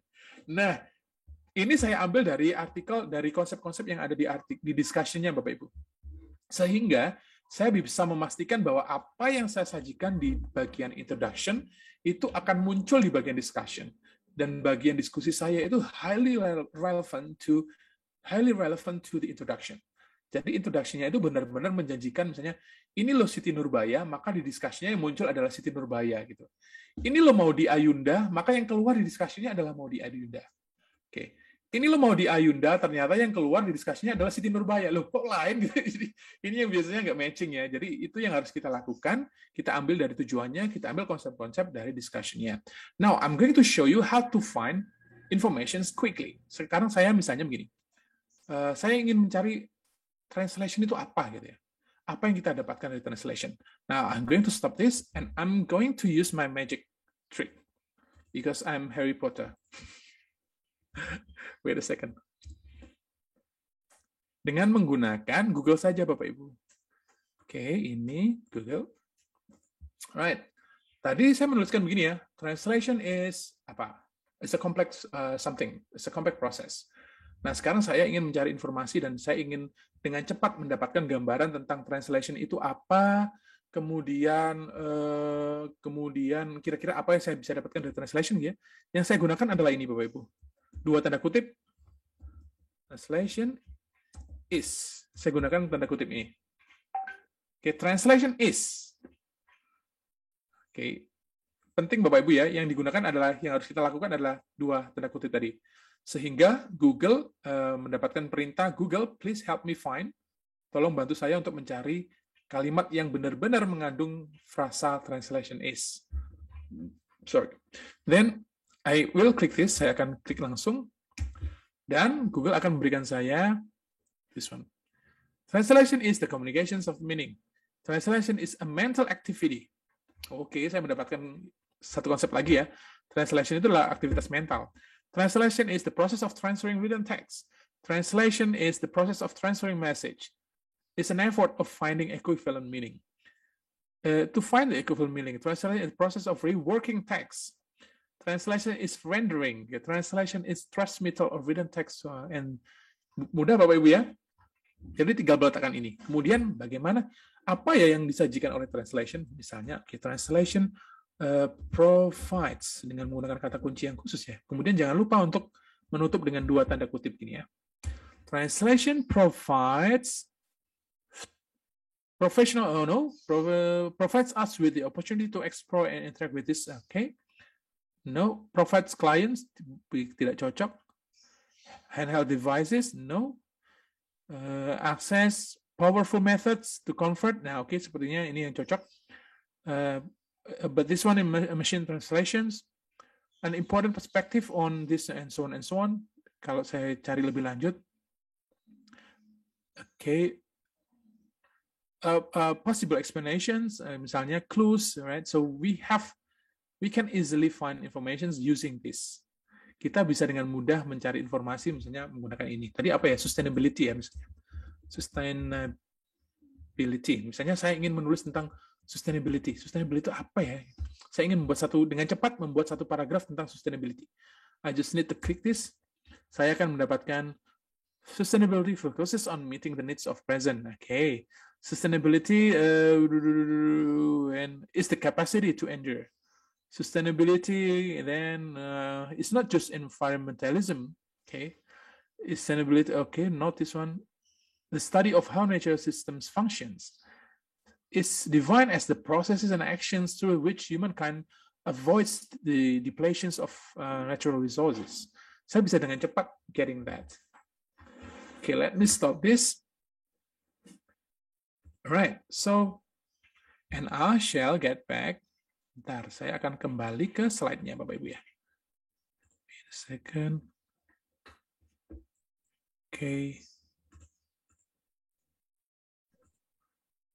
Pak Ardian, maaf. Yes, Ibu. Kita bisa masuk ke sesi tanya jawab sekarang. Boleh Ibu, waktunya habis ya? Iya.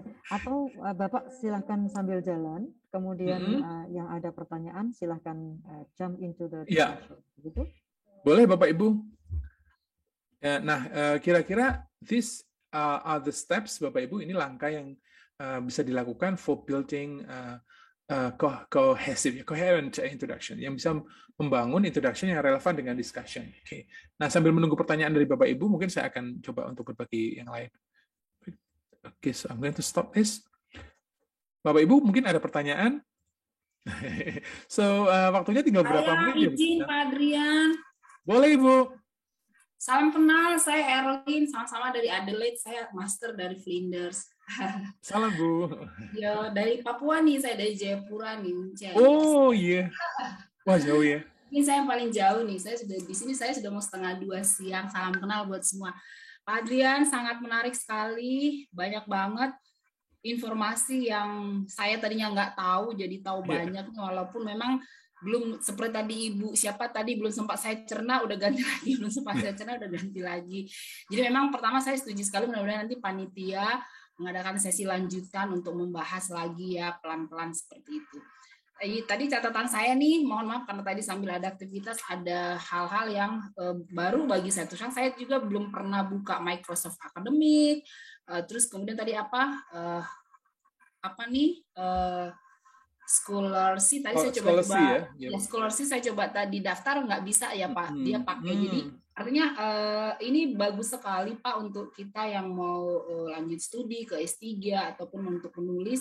Cuman ini apakah ini free atau seperti apa ini yang tadi Bapak sajikan itu untuk nanti kita membukanya? Kan tadi kan banyak tuh cepat, ada yang tidak bisa diakses PDF, ada yang untuk melihat paraphrasing tadi apa tuh quite bold ya. Iya, Quillbot. Ya, Quillbot itu bagus banget Pak. Jadi cuman itu seperti saya coba-coba buka di laptop saya nih, tidak seperti Pak Adrian tadi lancar-lancar banget begitu. Itu nanti seperti apa ya Pak? Sehingga kita bisa menggunakannya. Paling tidak kita coba-coba habis sesi Bapak ini kita bisa coba-coba buka supaya kita bisa menggunakan. Mohon arahannya Pak. Terima kasih. Terima kasih Bu, dan terima kasih sudah bergabung dari sana ya. Waktu kita berbeda ya, 2 jam kalau nggak salah. Iya Pak Adrian.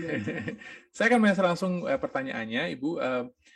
Beberapa memang mengharuskan kita untuk register, seperti misalnya di Quillbot, kalau kita belum belum register, itu biasanya hanya bisa digunakan untuk 7 kata kalau tidak salah. Nah, kalau register itu ada kok Bapak Ibu, registernya gratis ya. Bisa berbayar, bisa gratis, bisa berbayar. Tapi kalau gratis itu ada limitasinya, ada batasannya. Kita hanya boleh memasukkan teks berapa panjang gitu ya. Tapi kalau yang berbayar itu bisa panjang sekali. Tapi saya justru menyarankan sebaiknya sih tidak panjang-panjang banget gitu, sehingga kita bisa mengevaluasi hasilnya gitu Bu. Sengaja memang. Saya sekarang sampai dengan saat ini saya belum mempunyai akun yang berbayar gitu ya, kecuali Padlet. Untuk ngajar saya menggunakan Padlet itu harus berbayar karena saya harus plotting banyak gitu. Nah, untuk yang Quillbot ini sengaja saya tidak berbayar karena saya hanya membutuhkan itu untuk memeriksa kalimat yang pendek-pendek. Dan itu lebih baik karena ketika misalnya saya menggunakan paraphrase kalimat yang pendek, saya bisa dengan mudah mengawasi hasilnya seperti apa. Jadi melihat hasilnya seperti apa, kemudian memperbaiki itu bisa saya lakukan. Nah, kalau terlalu panjang biasanya akan semakin sulit. Kemudian yang kedua, Scholarcy, nanti dicoba saja sign in, Bu ya. Akan coba saya buatkan panduannya deh nanti, yang akan saya post mungkin di Facebook atau di website saya, bagaimana kita bisa login atau register menggunakan Scholarcy dan bagaimana menggunakan Scholarcy itu untuk membuat summary. Dan memang ada batasannya, PDF tidak bisa, Bapak Ibu. PDF, wait a second. Tapi PDF itu bisa disuarakan. Bisa model membaca, Bapak Ibu. Kalau misalnya Bapak Ibu membaca dan terlalu capek, kita bisa Microsoft Word itu punya fitur suara ya. Saya suka begitu. Kalau misalnya, aduh capek mata saya membaca, itu PDF saya ubah menjadi Microsoft Doc, kemudian saya nyalakan fitur membacanya Microsoft Doc yang gantian membaca buat saya gitu. Saya tinggal bikin kopi, minum, saya dengerin aja gitu. Atau barangkali sambil ini Bapak Ibu, sambil membaca sambil dibunyikan suaranya ya, itu akan membuat kita mudah untuk memahami sambil belajar listening juga gitu. Itu nanti akan saya buatkan panduan mungkin Bu ya, supaya gampang. Satu lagi Pak Ade, yang Microsoft Academic nih saya coba buka, itu seperti apa sih Pak? Kalau kayak di Google Scholar kan kita tinggal buka, kita lihat yang ini. Kalau yang bedanya itu apa ya Pak? Saya belum pernah, memang baru tahu nih dari Pak Adrian. Yeah. Microsoft Academic itu sebenarnya sama seperti Google Doc, Bu. Jadi dia juga menyimpan database artikel-artikel gitu ya, sumber-sumber referensi yang academic and scientific. Cuma dia lebih penyajian datanya lebih baik. Kemudian sudah disajikan trennya disajikan. Di Google kan tidak ada ya. Saya kira belum ada melihat trennya seperti apa. Trennya disajikan, kemudian kita bisa melihat siapa yang paling banyak menulis di situ. Kemudian juga kita bisa melihat konferensinya di mana, kampus mana saja yang banyak menulis tentang satu topik, orangnya siapa gitu ya, lebih komprehensif. Jadi saya lebih menyarankan Bapak Ibu, teman-teman penulis, teman-teman peneliti, dosen itu menggunakan Microsoft Academic. Because ya yang paling penting juga yang tadi Bapak Ibu. Jadi ada sajian map peta konsep tadi loh ya, itu yang sangat bermanfaat sekali. Jadi misalnya saya menulis tentang sustainability, maka saya bisa kemudian saya klik peta konsep yang terkait dengan sustainability dan saya bisa mengidentifikasi kira-kira konsep yang akan saya masukkan di dalam kajian pustaka saya apa. Saya tinggal klik, memilih ini, kemudian saya tinggal mencari definisinya, ada di situ semua, artikelnya juga ada di situ semua. Everything is there. So, sangat mudah sekali bagi kita untuk menemukan referensi yang terkait dan kemudian membangun argumen dari referensi-referensi tersebut. Proses menulis akademik kan yang susah itu Bapak Ibu ya. Mencari artikelnya itu loh, ya ampun, susahnya, ampun. Harus browsing satu-satu, menggunakan Google itu, aduh, nggak efisien banget. Tapi untungnya ada Microsoft Academic ini, Bapak Ibu. Jadi tinggal diklik konsep besarnya apa, kemudian Bapak Ibu tinggal expand the concepts, tinggal memilih konsep-konsep kecil yang kira-kira akan dimasukkan di dalam penelitiannya apa, di dalam kajian pustakanya apa. And then you can, kemudian dari situ juga kita bisa menemukan artikel-artikel yang membahas tentang itu. Oke. Halo. Iya. Yes. Saya ada titipan direct message ini. Bolehkah kita melakukan penelitian, tapi tidak ada previous study-nya, jadi tanpa empirical review gitu? Sebenarnya harus ada, Bu. Pasti ada, karena kalau tidak ada sama sekali itu akan sulit bagi kita untuk connecting the discourse, untuk menyambungkan ke diskusi. Semua penelitian harusnya ada dasar untuk referensinya, Bapak Ibu. Harus ada kaitan ke penelitian sebelumnya. Sebaru apapun ya, pasti dia akan berkaitan misalnya di education. Meskipun topiknya baru, mungkin akan menjadi interdisciplinary, akan menjadi, ini topik yang bulan kemarin kita bahas di UPI ya. Dia akan, misalnya di education, tidak ada topik itu di education, tapi kita borrowing, meminjam konsep dari field lain, dari psikologi, dari misalnya antropologi misalnya, bisa juga seperti itu. Jadi pasti ada rujukannya, Ibu. Selalu ada itu. Terima kasih, Pak. Okay. Silakan bagi Bapak Ibu yang ingin bertanya, mumpung Pak Ardian masih di sini. Sebelum menunggu workshop berikutnya. Iya, Pak. Yes, Pak. Yes, Pak. Ini Pak, mungkin terkait kalau untuk penulisan jurnal yang dalam bahasa Inggris, Pak, itu penggunaan tenses ini, Pak, saya kadang-kadang masih bingung. Apakah pakai past tense atau present tense? Kadang ada yang bilang kalau metodologi, kemudian riset ya harus pakai past tense, udah terjadi. Kalau discussion mungkin harus pakai present tense. Tapi saya juga dibaca di yang dari Emerald ya, Emerald yang. Ya, Emerald, iya Pak. Ada itu kan dia pakainya present tense semua itu. Jadi ini yang gimana Pak anunya? Iya betul Pak. Di metodologi juga sebenarnya kita boleh menggunakan present tense Pak. Kalau dia merupakan klaim kita. Gitu. Jadi misalnya misalnya kita ingin menyampaikan bahwa metode ini adalah metode yang sesuai, misalnya this is appropriate method for this research. Gitu. Itu klaimnya boleh present karena klaim ya. Tapi kalau kita bercerita tentang sesuatu yang misalnya tahapan penelitian yang kita lakukan di dulu gitu ya, itu harus past. Misalnya wawancara dilakukan pada tanggal sekian pada bulan ini gitu ya. The interviews were conducted, itu harus past, tidak boleh present. Karena kita cerita tentang sesuatu yang praktis kan ya. Tapi kalau klaim kita itu present, Pak. Misalnya begini, these interviews were conducted at that school in March, misalkan. Itu were, lama. Tapi kemudian kita bercerita bahwa interview adalah instrumen yang tepat. Interviews are appropriate instrument for this. Kita yang menggunakan present karena ini klaim ya. Jadi memang harus ini ya, apa ya, mungkin nanti bisa kita buat. Coba saya rasanya punya panduan untuk itu, Pak. Nanti saya share ya. Oke, setelah workshop ini mungkin atau barangkali sekarang Bapak Ibu akan saya share lewat chat beberapa resource yang Bapak Ibu bisa gunakan. Sebentar, saya akan cari. Oh iya, saya lupa ya, ada beberapa ini. Academic word list, saya lempar langsung Bapak Ibu ya, mohon ditangkap. Kemudian phrases for scientific articles yang tadi saya janjikan. Kemudian ada phrasebook. Kemudian ada, wait a second, saya melempar banyak ini. Useful phrases. Kemudian academic phrase bank. Sama-sama Ibu. Amin. Kemudian ada rules for writers. Oh ini Pak, yang rules for writers. Kemudian, wait a second. Oke, saya kira itu. Ya, itu mungkin ada di rules for writers, Pak. Ada di rules of writers. Kalau belum ada, nanti coba saya carikan ya. Saya punya yang dalam bentuk grafis kok, dalam bentuk gambar. Kira-kira introduction itu tensesnya apa, kemudian review tensesnya apa, dan lain-lain, Bapak Ibu. Nanti boleh, setelah ini bisa dibaca-baca, Pak Sari. Kalau mungkin belum jelas bisa kontak-kontak via WA boleh. Nanti bisa saya bantu, Pak. Oke, makasih, Pak. Sama-sama, Pak. Oke, ini ada pertanyaan dari Pak David. Dalam submission, biasanya kita selalu banyak revisi terkait dengan metodologi. Pernah dari editor meminta untuk menambahkan banyak mengubah data. Bagaimana mensiasati agar penulisan metode lebih berterima karena riset sudah dilakukan. Iya ya, itu yang agak repot Pak ya. Kalau misalnya kita sudah melakukan penelitian, kemudian ternyata feedback-nya yang kita terima adalah kita harus memperbaiki metodologi. Wah, itu kan artinya data kita akan berubah juga.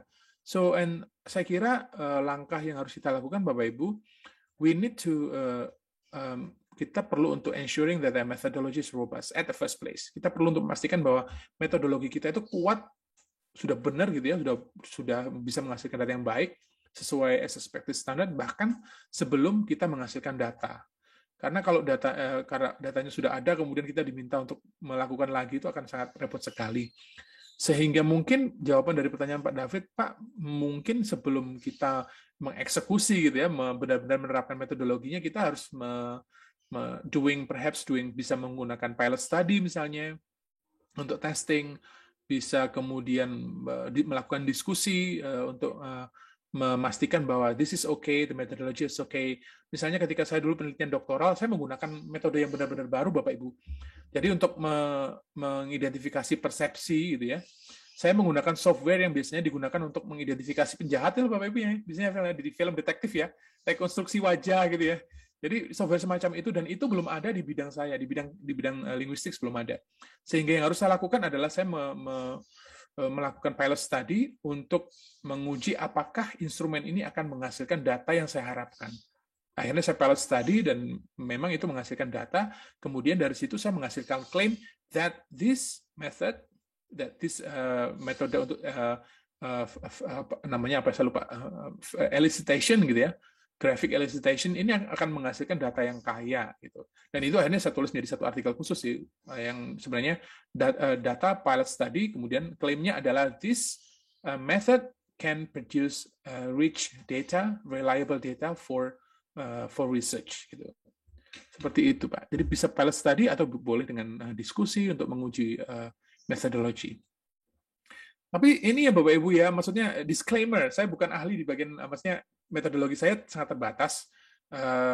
Mungkin hanya berkisar di metodologi yang biasanya sering saya gunakan. Nah, saya harus mengakui bahwa metodologi ini luas sekali cakupannya. Nah, gini aja deh, kalau Bapak Ibu masih bertanya tentang metodologi, saya berikan ini aja. Bapak Ibu boleh main ke sini.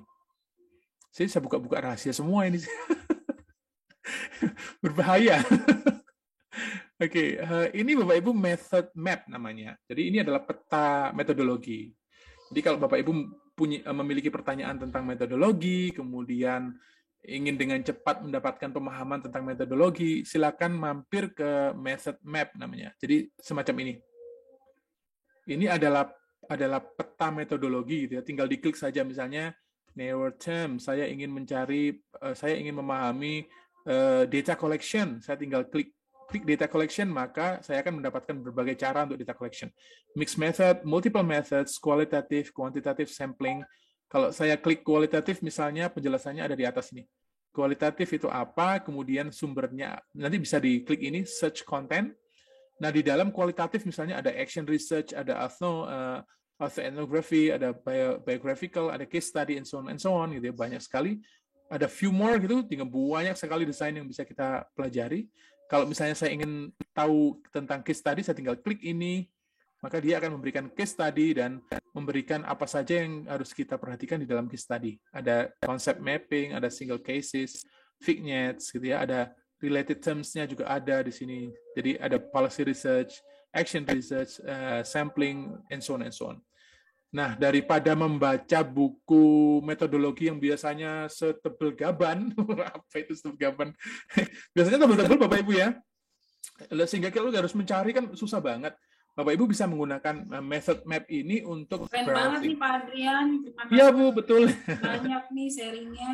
Iya, cepat sekali kalau mencari ini Bapak Ibu. Jadi kalau masuk ke method map ini kita bisa, kalau misalnya perlu ini ya, case study itu apa, ini sudah ada penjelasannya di atas, kemudian kita tinggal klik search all content gitu, nanti method map akan menyajikan buku-buku artikel yang terkait dengan konsep itu gitu. Jadi langsung case study research apa misalnya, langsung udah ada di sini semua. Nah, biasanya ini dikunci, tapi ini barangkali free ya, Pak Adrian? kalau mapnya free Bapak Ibu, tapi ininya yang resource-nya ini yang dikunci oleh dia. Tapi barangkali kalau Bapak Ibu mungkin kampusnya punya akses ke Sage, barangkali bisa dibuka. Oke. Tapi kalaupun tidak, ya kan bisa dibuka dari website lain Bapak Ibu ya. Yang gambar satunya itu, yang gambar burung itu. Barangkali bisa di situ. Tapi yang menurut saya sangat membantu di fitur ini adalah ini, method maps. Sehingga kita tidak harus membuka buku yang tebal untuk buku metodologi yang tebal itu gitu. Tinggal mencari mapnya aja di sini. Ini terkait mana. Dan ini bagusnya adalah tertata rapi, sehingga misalnya saya membahas tentang research design gitu ya, saya ingin memahami ini, maka hanya konsep-konsep yang terkait dengan research design saja yang ini ya. Jadi saya tahu ini ternyata research design itu banyak ya. Ada applied, ada artistic, ada behavioral research, ada biographical, ada case study, ada Delphi method, ada design based, ada experimental design, and so on. Wah, kayak banget gitu ya, banyak banget Bapak Ibu ya. Jadi itu mungkin Pak Azhari nanti boleh, siapa tadi tanya ya, sebentar, bukan Pak Azhari tadi ya, maaf. Oh Pak David, nah Pak David bisa main-main ke method map ini Pak David, dan kemudian nanti bisa mungkin belum menjawab pertanyaannya ya, tapi paling tidak ini bisa membantu Pak David untuk membuat metodologi yang lebih robust. Gitu. So I'm going to stop this, saya akan kembalikan waktunya ke Bu Sita. Bu Sita mungkin masih ada pertanyaannya dari Bapak Ibu semua. Dari yang direct message sudah tidak ada Pak, dan di chat box juga tidak ada. Jadi silakan Bapak Ibu, kita masih punya waktu sampai jam 11 lebih 50 menit. Oke. Mungkin tidak dibatasi tentang yang pertanyaan session 2, session 1 juga boleh, silakan. Pak Ardian akan dengan sangat gembira menjawab pertanyaan Bapak. Iya. Boleh Bapak Ibu? Pak, terkait dengan yang tadi ada QA tadi Pak ya, ada 5 tadi tahap tadi. Iya, betul. Yang pertama kita mulai yang introduction tapi yang tentang tujuan ya Pak ya, kemudian setelah itu loncat ke metodologi dan sebagainya. Itu asumsinya kita sudah punya artikel, sudah siap Pak ya bahan-bahan kita Pak ya? Nah, kalau Bapak Ibu sudah punya artikel juga bisa di. Maksud saya untuk Pak, untuk literatur review, masih kita udah ngumpulin bahan-bahan untuk kita susun itu atau gimana? Sudah setengah jadi atau baru mulai pun bisa pakai itu? Iya, baru mulai juga bisa Pak. Baru mulai juga bisa. Jadi yang paling penting kita memformulasikan tujuannya dulu. Baru dari tujuan itu kemudian kan kita bisa mengidentifikasi konsep-konsep apa saja yang akan kita bahas di dalam kajian pustakanya. Seperti yang metode membuat itu tadi, Pak. Seperti metode membuat introduction gitu ya. Jadi kita mengambil kata kuncinya. Ambil kata kuncinya. Nah, kata kunci itu yang kita gunakan untuk menelusuri konsep-konsep yang terkait. Nah, Bapak kemudian bisa menggunakan Microsoft Academic tadi gitu. Kata kuncinya tinggal dimasukkan ke Microsoft Academic untuk mencari konsep-konsep yang terkait dengan topik penelitian Bapak yang akan ditulis gitu. Itu akan mudah banget, Pak. Kamu untuk literatur review mungkin Pak bantu Pak ya? Betul Pak, sama. Nanti ya bahan konsep yang kita gunakan di discussion itu yang nanti kita gunakan juga di review. Oke. Jadi enaknya begitu Bapak Ibu bekerja dengan menggunakan kata kunci ya, mengidentifikasi kata kunci itu adalah kita effortnya jadi efisien. Jadi tidak kita menulis sesuatu yang akan nanti kita buang. Jadi kemungkinan untuk membuang materi, topik itu menjadi sangat kecil sekali. Oke, karena kita hanya mencari topics which are highly relevant to our research topic. Gitu saya kira-kira. Oke.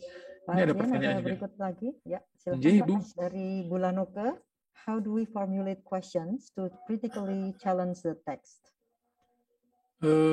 How we formulate questions to challenge the text. Oh, ini ada di yang panduan tadi, Bu Uke. Halo Bu Uke, saya harus menyapa Bu Uke, ini teman baik saya. Dari tadi belum saya sapa. Saya sengaja nggak menyapa Bu Uke, pura-pura nggak kenal soalnya. Alright, so Bu Uke bisa menggunakan panduan yang tadi, Bapak Ibu juga, yang panduan yang kita bahas di sesi yang pertama ya.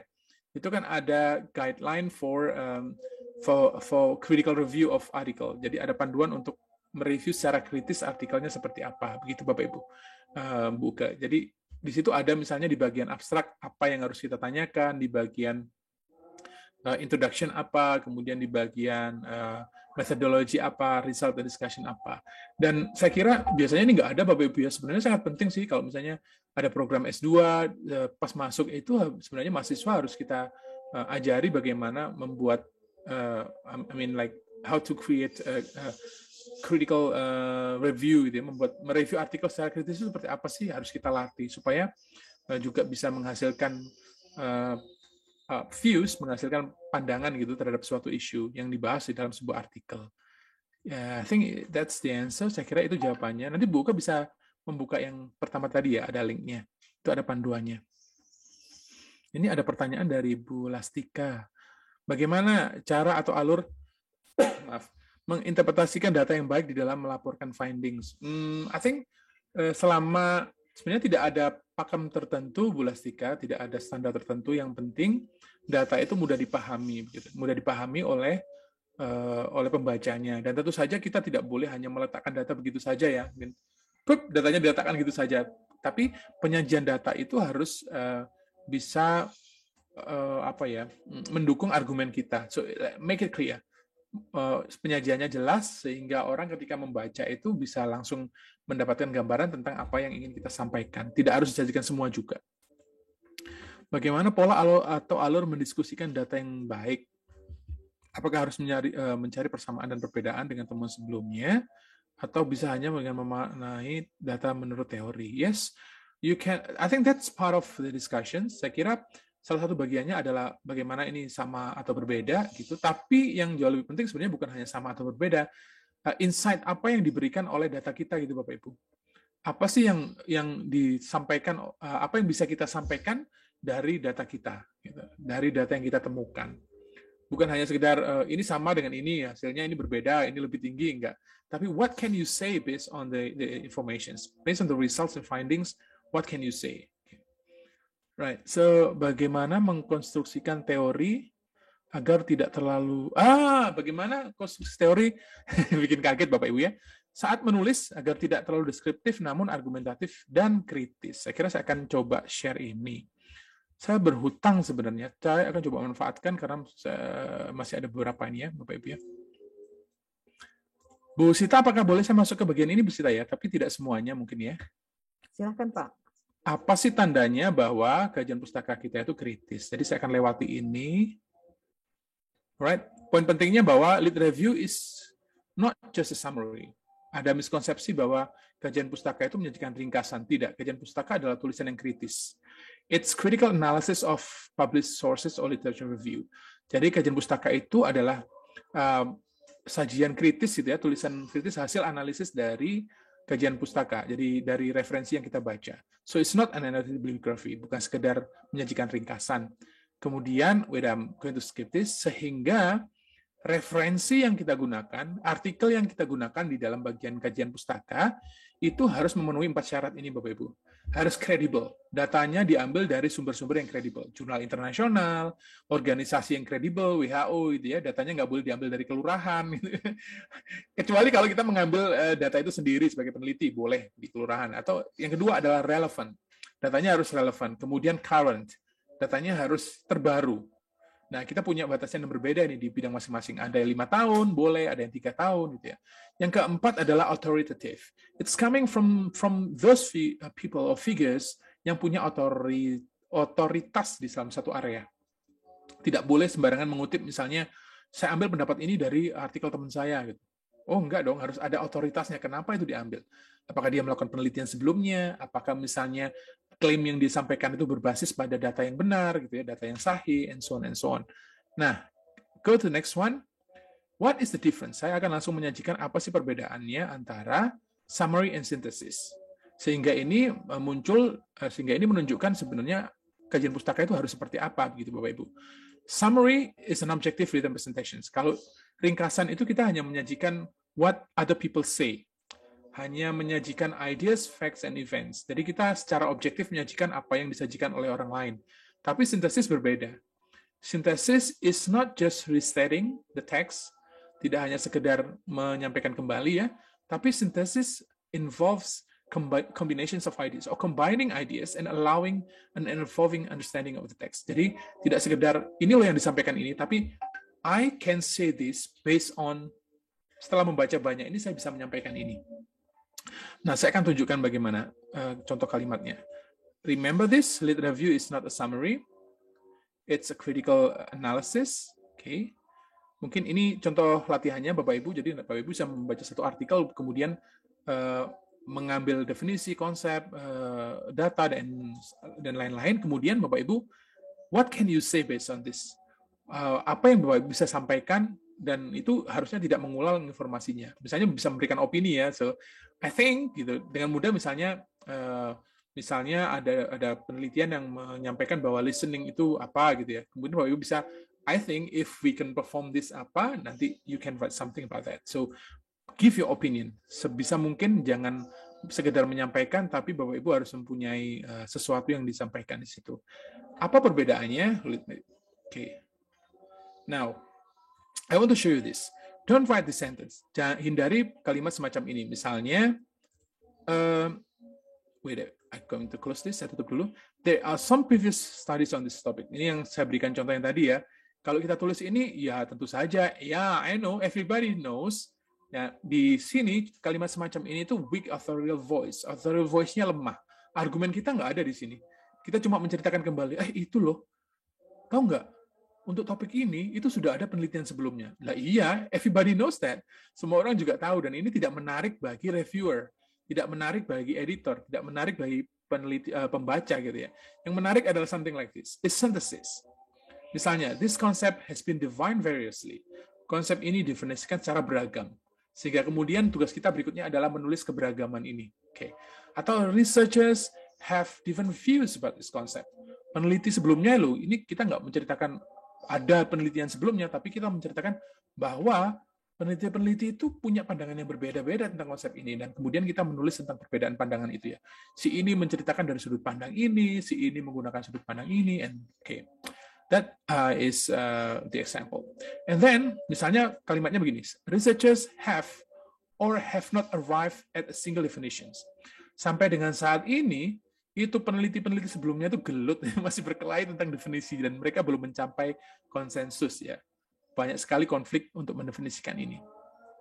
And then researchers propose different of definitions, atau previous studies have or have not focused on this issue. Misalnya, researchers use different methods, approaches for exploring this issue.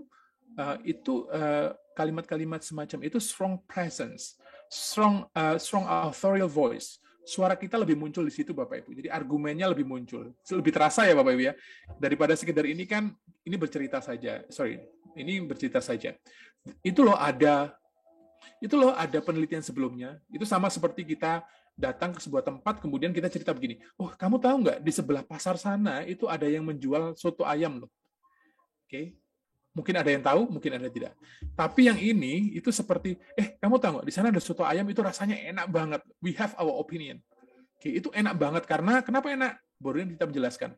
Karena di soto ayam itu dia menyajikan koya, kentangnya itu digoreng kering banget. Kita mendeskripsikan untuk menjelaskan argumen kita yang tadi. Jadi beda Bapak Ibu ya. Ini hanya sekedar reporting, hanya sekedar itu loh ada soto ayam di pojokan perempatan, tapi yang ini ada view-nya, ada pendapat kita.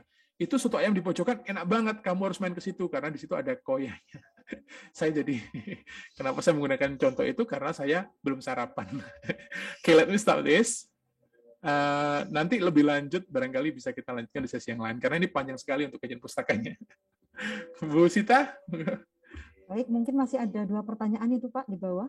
Oh, baik Ibu. Satu adalah apakah topik penelitian sebaiknya mengikuti tren yang sedang berjalan atau supaya lebih mudah masuk ke publikasi jurnal atau bagaimana Pak? Ya, that help Bapak Ibu, that helps.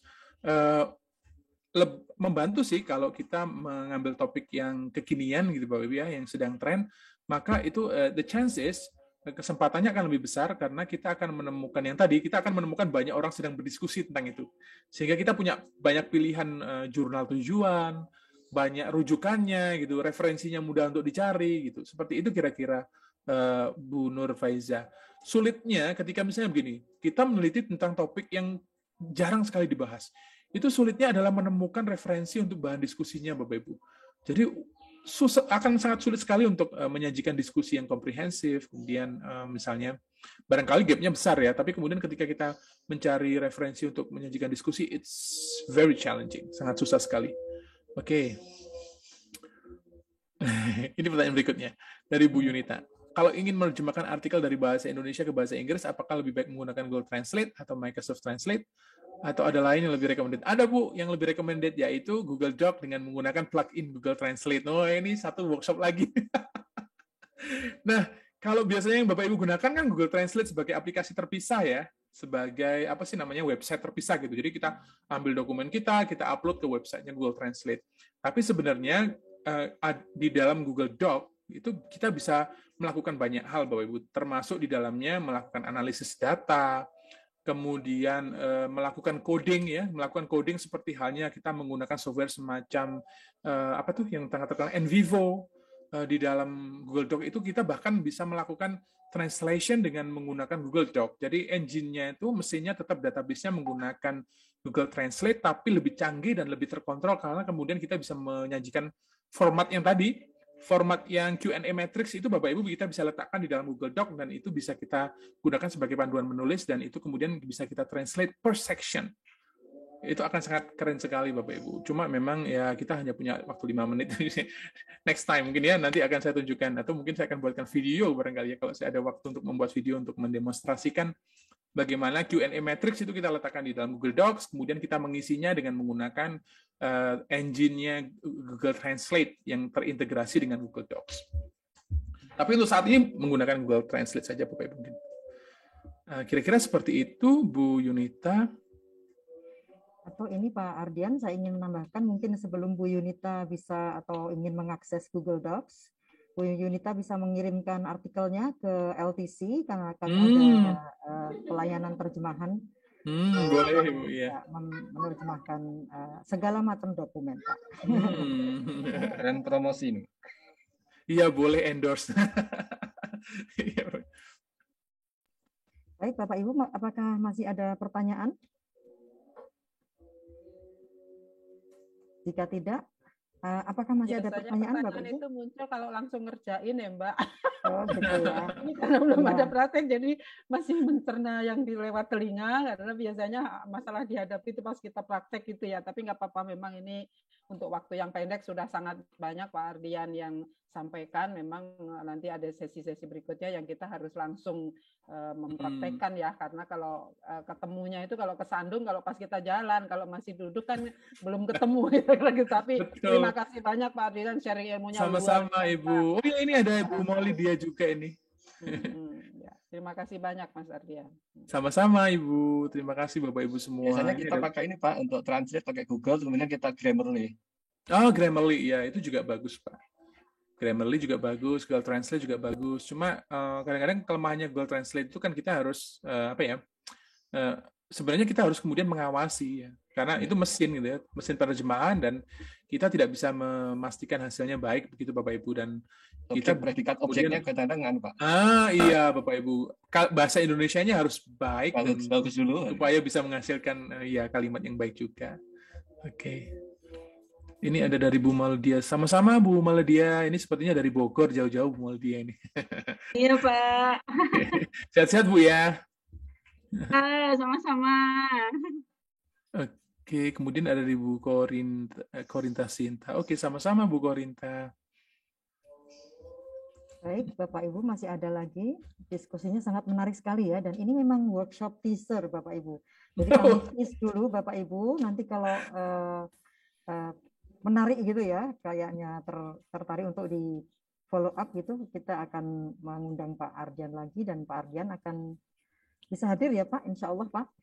Iya Ibu, insya Allah nanti akan buat saya atur jadwalnya. Banyak permintaan nih kayaknya Mas Ardian nih. Nanti kita juga mau minta Mas Ardian deh. Oh, insya Allah. Kita dari Bogor, dari satu kantor aja banyak banget Mbak Sita nih. Kita udah berapa orang nih? Oh, alhamdulillah.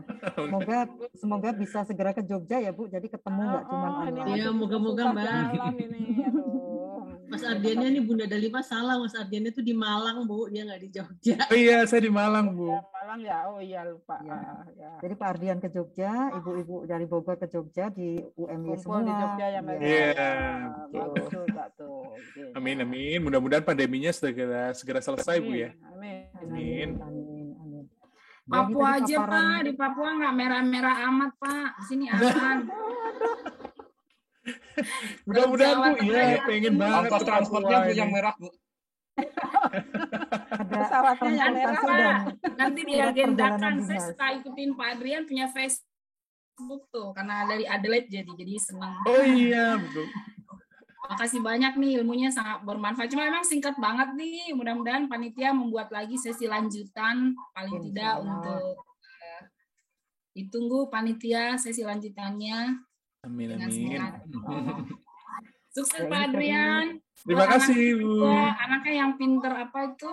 Kemarin saya lihat Bapak punya Facebook. Iya, voice over Bu ya. Iya, saya jadi iklan sekarang. Tapi bagus banget, postingan Bapak tuh selalu menginspirasi. Terima kasih banyak, terima kasih. Amin, mudah-mudahan Bu ya. Sukses ya Pak, sehat-sehat. Salam dari saya, dari Papua nih teman-teman. Amin. Salam buat teman-teman Bu ya di Papua. Siap Pak, siap. Salam sehat. Sehat selalu. Ya, Bapak Ibu semua, ini memang workshopnya Pak Ardian ini mengingatkan kita pada perintah Allah untuk yang pertama membaca gitu ya, di Al-Alaq itu. Dan kemudian Pak Ardian ini yang Allah mewahyukan ke Jibril ke Muhammad Rasulullah gitu. Dan Pak Ardian ini yang memecahnya menjadi lebih jelas ya, pentingnya membaca gimana, jenisnya gimana, caranya gimana, bahkan toolsnya untuk membaca pun Pak Ardian ini yang membreakdown untuk kita. So, Bu Sita, saya kok jadi takut ya sekarang. Enggak Pak, ini insya Allah jadi amal jariah Pak. Amanahnya gede banget gitu, ada Jibril juga, saya jadi takut sekarang. Ini bukan amanah Pak, karena Bapak sudah melakukan gitu. Saya setuju Bu Sita, di chat saya yang awal saya bilang itu amal, insya Allah amal jariah yang terus mendapat pahala. Amin ya rabbal alamin. Tapi ada satu ayat lagi yang ini Bapak Ardian juga cover ini, yaitu ayat Al-Qalam ayat 1 dan 2 ya. Nun wal qalami wa ma yasturun. Dan demi pena dan apa-apa yang dituliskannya. Dan kita menulis research sekarang ini nggak harus pakai pena ya, pakai laptop dan pakai tools juga yang di-share oleh Pak Ardian tadi. Jadi insya Allah Pak Ardian, semoga ilmunya hari ini menjadikan amal jariah bagi Bapak. Amin, amin ya Pak. Dan bagi kita semua yang mau belajar, karena belajar juga perintah dalam agama Islam.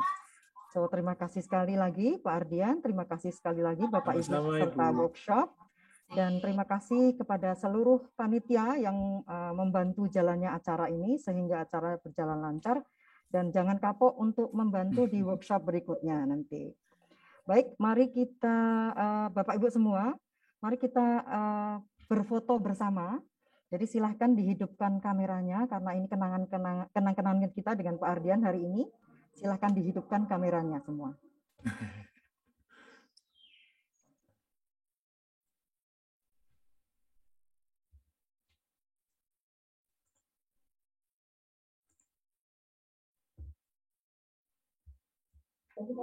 Baik, standby ya Bapak Ibu semuanya untuk halaman 1. 1, 2, 3. Kemudian untuk halaman 2, sebentar.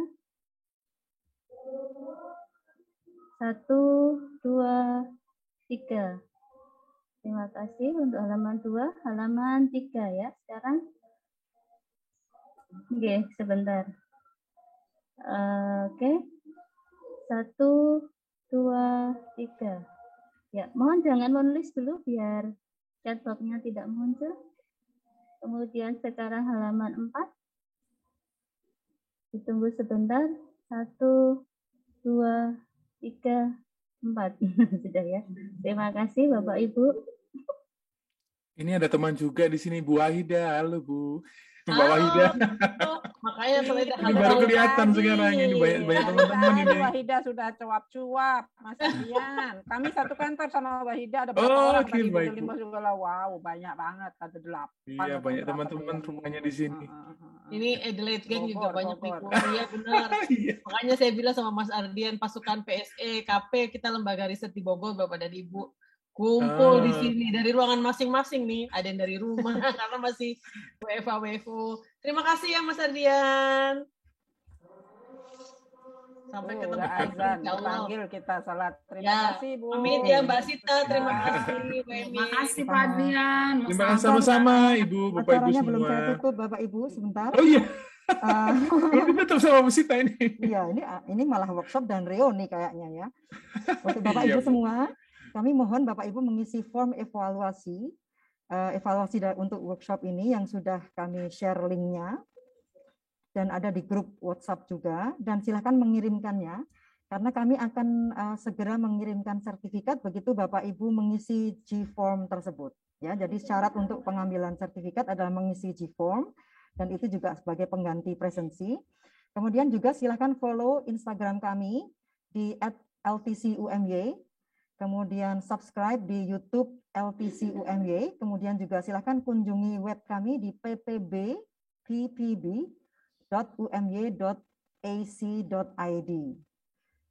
Seperti itu Bapak Ibu.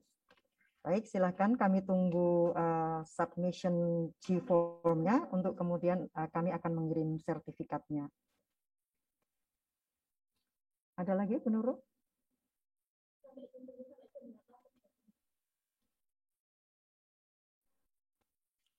Oke, feedback ditunggu sampai hari ini. Deadline pukul berapa? Pukul 17.00 ya, Bapak Ibu. Jadi silahkan segera mengisi G-form. Baik, selanjutnya mari kita tutup acara ini dengan membaca Alhamdulillah bersama-sama. Alhamdulillahirobbilalamin. Terima kasih semuanya. Salam sehat. Terima kasih. Terima kasih Bapak Ibu. Terima kasih Bu Sita. Bu Sita, terima kasih Bu Nurul.